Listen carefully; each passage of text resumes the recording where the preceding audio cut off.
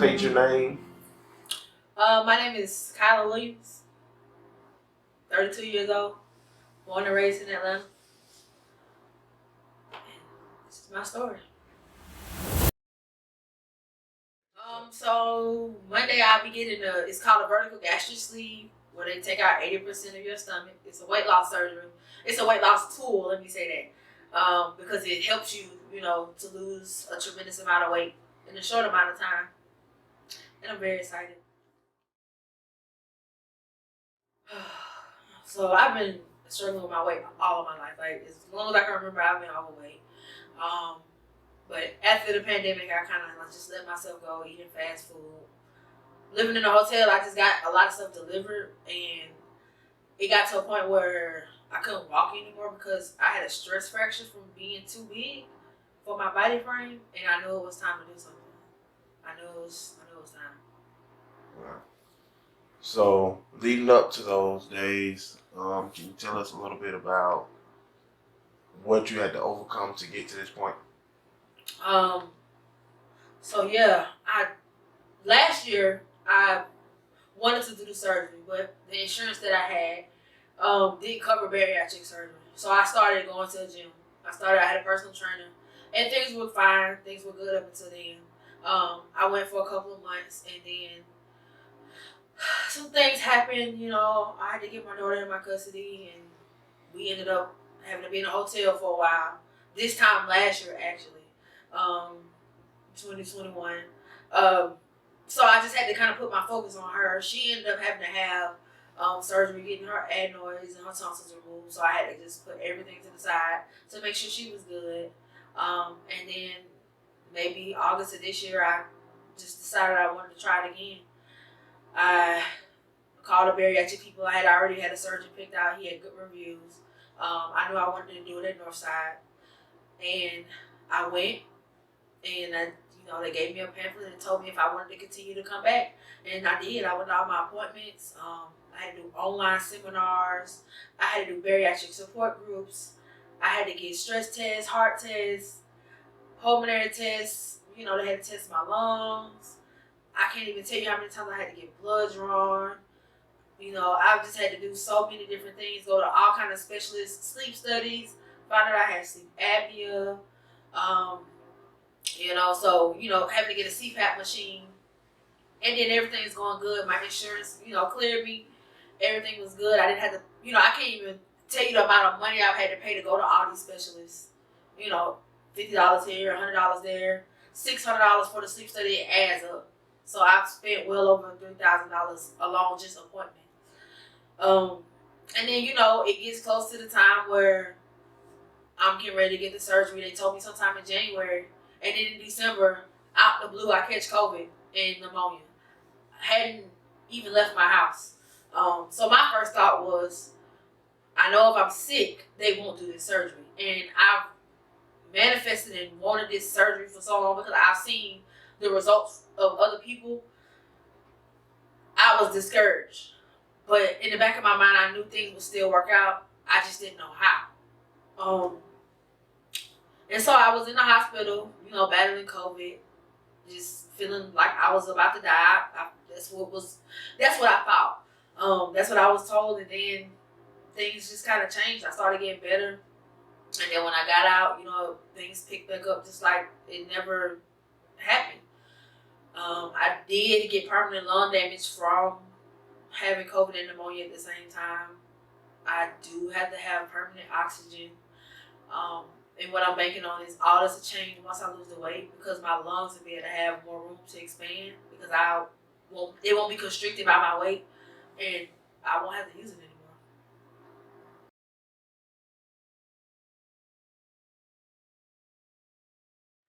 anymore. So in a nutshell, I grew up in the system.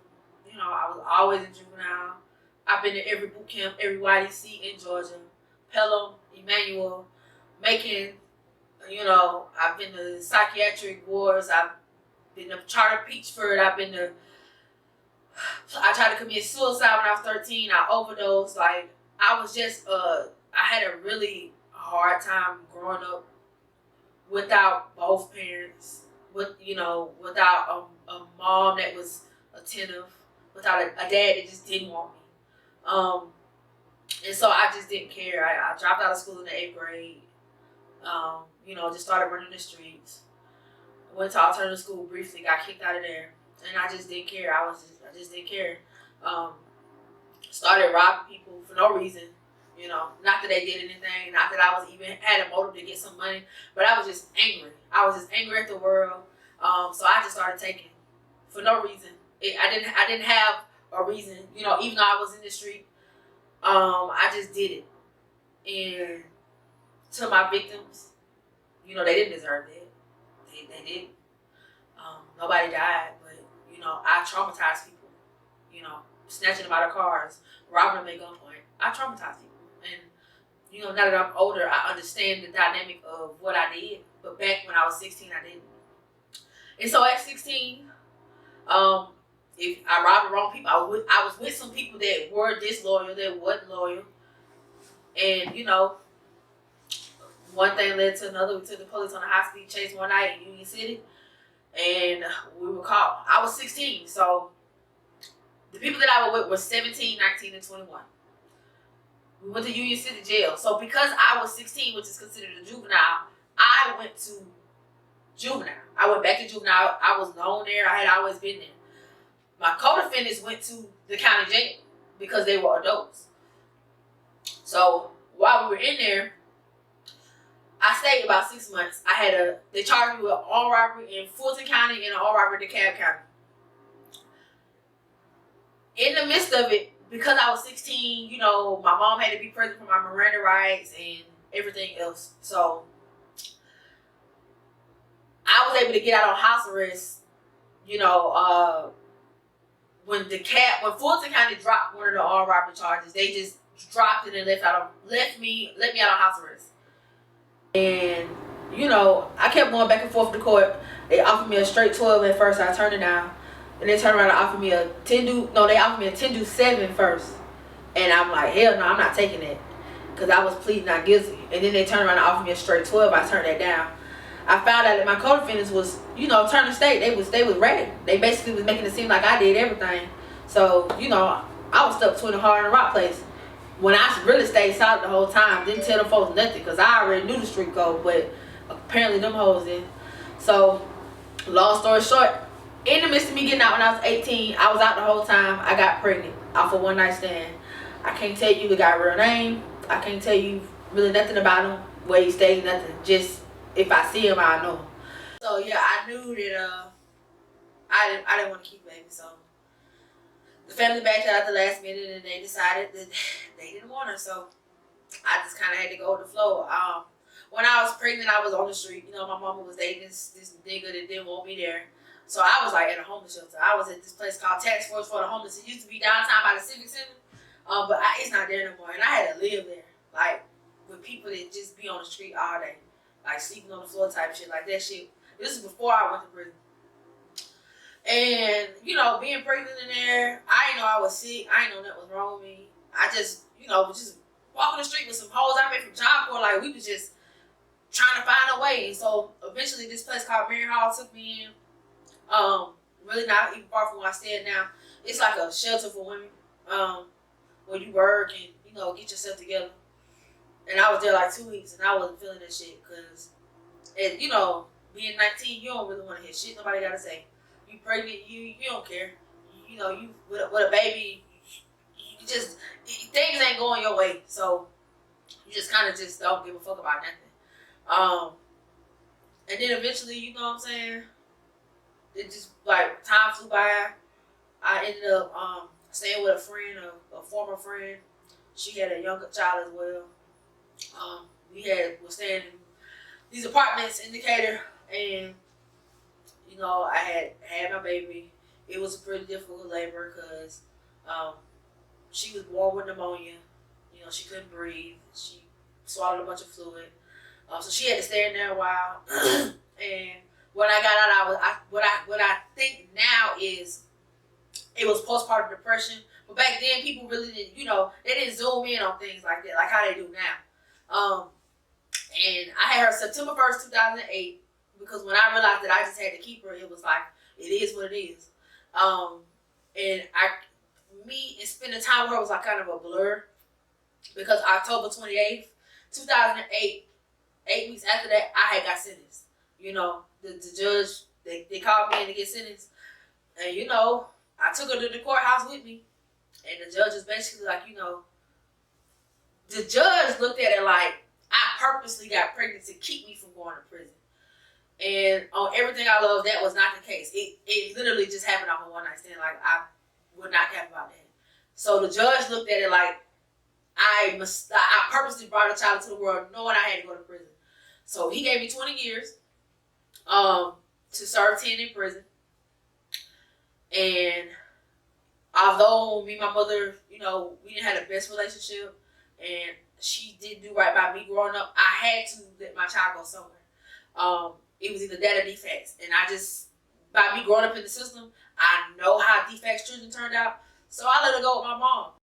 Whatever me and my mama had going on, you know what I'm saying, I was able to put my differences to the side for her to take care of my child. And I'm grateful that she did that. Alright, so I had already been in and out of county jail anyway since I was 17. So, you know, when I had to go to prison, I wasn't scared. They had told me I was going to cut my hair. I had been growing my dreads for years. So that was the only thing I was stressed about, me having to cut my hair. So I stayed in the county jail 7 months waiting on the prison bus in DeKalb County. So I went ahead and went to the 8th floor of the lockdown because I wasn't trying to deal with nobody. Like, I had to wrap my head around, I'm finna be gone. Like, really, when you get sentenced, the first couple of years, you got this denial stage, right? So, you know, you believe you can go back to court and get the shit overturned, which it can happen, but not with a mandatory sentence, you know, with armed robbery. You think you can be a jailhouse lawyer and do your own paperwork, get your ass out, or you think you're going to get an appeal. And like I said, for the most part, that'd be the case, but for me, I knew it wasn't. I had to take an L, so I wasn't tripping. But I was in denial. I felt like I wasn't gonna do the whole 10. So when it was time for me to get shipped, it was I was still 19, and they shipped my ass in Metro State Prison, right there out of Northern. And the prison closed down now, but we went back there, and the CERT team, which is like a team of assholes that just fuck with you. They fuck with you everywhere you go in the compound. They just bother you. And so they was like, oh, we got some haircuts today. So of course I started talking shit like off the rip because I know the whole talk about me. And I'm like, man, whatever, I ain't cut my hair. So boom, we get in there and you know they yelling all in our face and shit. So I'm laughing because I'm like, y'all hoes is a joke. It's 2 men and 2 women. I'm really thinking they're a joke because this shit funny to me. Like, I do this shit, this jail shit. Y'all don't scare me. So they talking shit, and of course, you know, we get in there, and they first thing they do, they like, oh, we gotta get the clippers. So they was like, either we gonna hold you down, or you volunteer to do it. Either way, go, your hair coming off.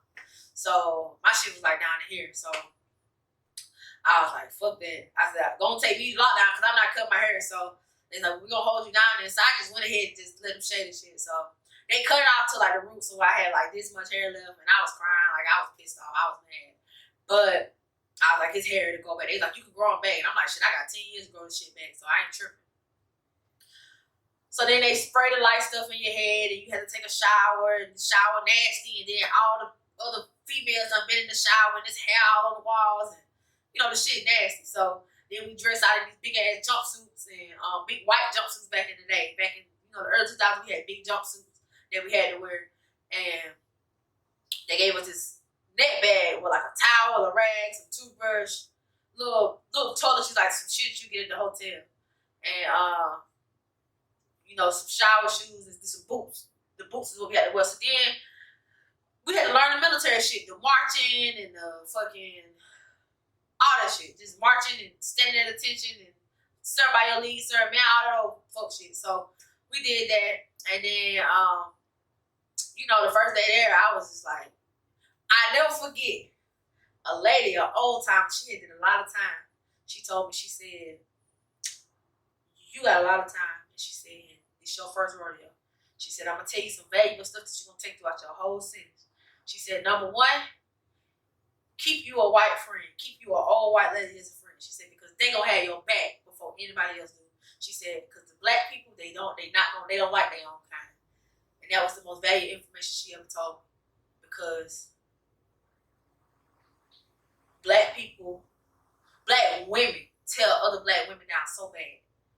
You know, especially in prison where everybody in there, you got bitches in there who done killed their kids, women in there who done killed their husbands, women in there who, you know, strippers turn sex traffickers, turn, you know, kill they pimp. You know what I'm saying? It's people in there that really just don't care.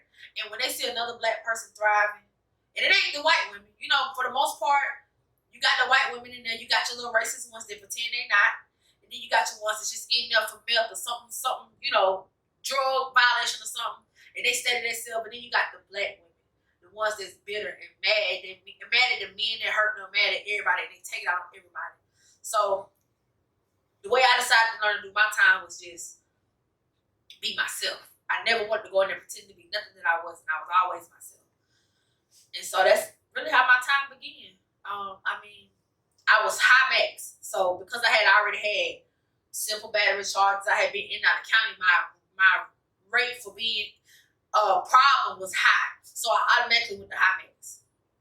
So my first 5 or 7 years, I was hell. I was fighting. I always kept a girlfriend. I kept a bitch that I used to, you know, fight all the time because, you know, I just was angry. And then when I got about 26, I started to mature.